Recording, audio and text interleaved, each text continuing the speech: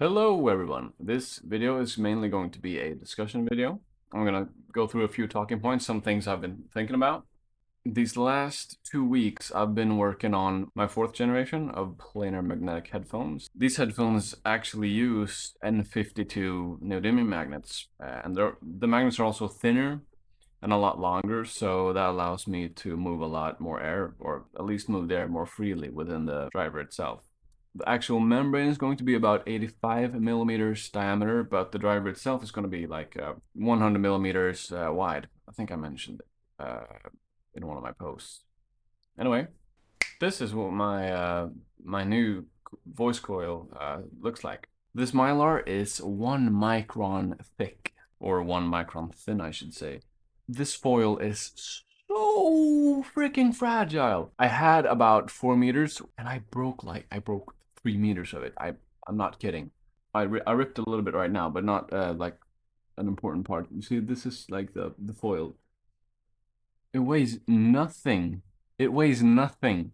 And you know, the main benefit of having such a thin membrane is that it's gonna be super easy to move. This voice coil is also a heck of a lot longer than my last prototype. My last prototype was like 8 ohms. I over etched it a little bit so the aluminum got thinner and it measured almost 9 ohms. Not very good, but you know, doesn't matter, it's just DIY. But these ones are going to be about 16 ohms. I'm not sure how my amplifier is going to handle it. You know what? I'm hoping I'll get a lot better sound from it, that's all. And yesterday I made a post here on YouTube. Some of you actually see the posts, and that's good. The posts are mainly meant for people who are actively trying to achieve the same thing as I'm doing here. I've actually printed like the bottom part of the driver, or at least the first driver. I have 2 voice coils ready, so I got 2 drivers on the way. But this is like the bottom part of it. These are like 2 spacers that I'm going to use. So the voice coil is, the membrane is going to be sitting between these 2. And they're going to be sandwiched together. And then they're going to be mounted like that. And I'm also going to have this other set of magnets. These actually have threaded inserts. I don't know if you can see that. Okay, it's focusing on my face. That's nice. But you know, the golden parts, those are M3 threaded inserts. Really cheap. You can buy them all on AliExpress. Like, you can buy boxes of it with like different sizes, which is definitely worth it if you print a lot of stuff that needs to be assembled. These magnets are super strong. I'm gonna have to print like protection parts for the foil. If anything touches this 1 micron foil, it's gonna break. And I don't have any more 1 micron foil. This is my only shot.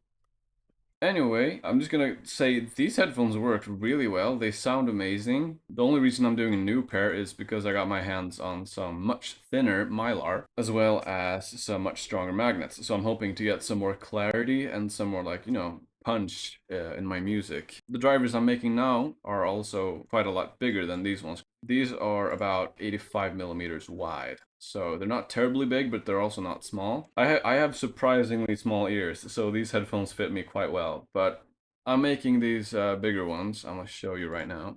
This is everything I've done so far on these headphones. One design decision that cost me like $2. These so-called pogo pins. You know, let me show you. These are, well, they're essentially connectors. I replaced the 1 millimeter screws that I talked about in the, you know, the voice coil video, the last one, that is. And I'm replacing them with pogo pins because I had a problem where, you know, the screws, as the headphones got bent and twisted a little bit from handling, the screws would lose contact with the coil, which is really not nice because then you had to like squeeze the headphones back together, which, you know, that's not what you're supposed to have to do.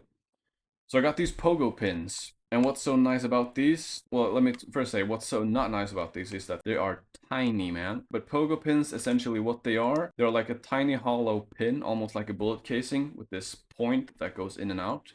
It's spring loaded as well. So, you know, if you take this bottom part and you make it touch like voice coil and you compress it a little bit, it'll actually keep that tension towards the coil so it'll never lose contact, which is why I chose to use these pogo pins instead of M1 screws. Also, this is just a little canal for the wires to go. And then the wires go to the outside, and then, you know, they go to the 5mm jack right there.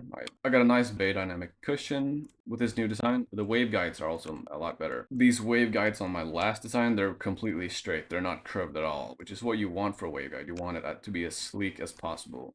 And as you can see, it's actually tangent to the magnet's vertical side. So it goes up into an infinitely small point, which is, you know, I think it's nice. I've personally chosen to glue these screws in because they're so tiny and might lose grip. But, you know, you can still screw everything back together and apart to replace parts.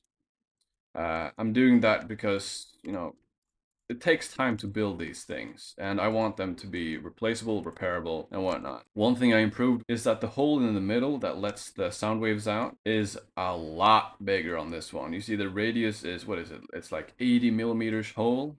And on this one, let me measure. The hole is at its widest point. The hole is 66mm wide. What I believe might be a problem, and why I chose to have such an airy, sort of open, floating design.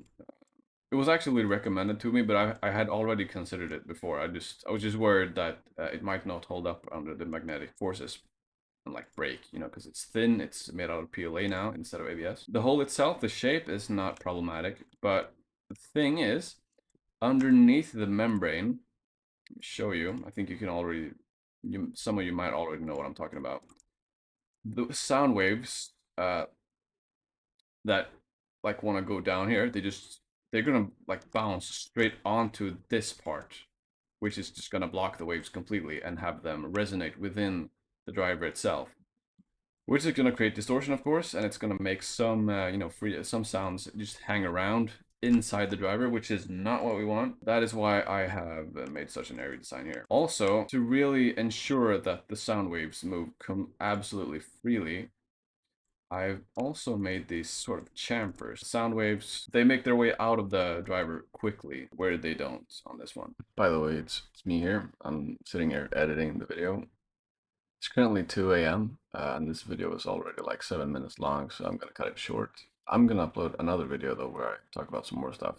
There are so many like design aspects to these sort of headphones, so I'll be more than happy to make more videos. I actually managed to record the etching process, which I have wanted to do for so long, but I don't have a tripod or anything. So, and you know, yeah, you gotta use gloves when you etch.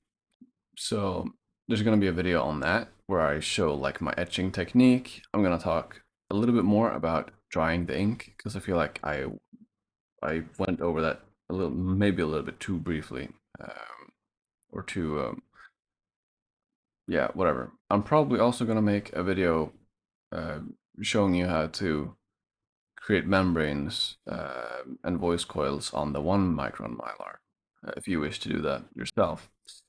It's a lot more tricky, I'll tell you that. Like you can, like your hands are almost too rough to handle the foil. That's how fragile it is, as I mentioned. But yeah, stay tuned for the coming videos. I am still waiting on the soldering wire. The stuff arrived here in Sweden about a week ago, but hasn't moved since.